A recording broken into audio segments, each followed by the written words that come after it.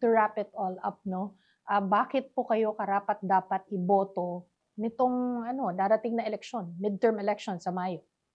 Dapat po talaga akong iboto dahil una, mataas po ang aking napag-aralan, nag-assist na rin sa mga legalities, natuto ako ng mga legal kahit hindi ako abogado, nag-assist ako sa mga criminal cases, nagsulat ng mga affidavits at mga motions nang hindi po ako nagpapabayad. So, ito nagawa ko ito at nakausap ko yung mga marginalized sector, galing din ako sa marginalized sector, kaya ako yung isang tao, ako yung isang senatorial candidate, isang aplikante na karapat-dapat dahil nagawa ko na lahat ito at iaakit natin sa Senado bilang isang senador para mas magawa natin ng mas mabilis yung pinaghihirapan namin sa 8 taon na ma-achieve.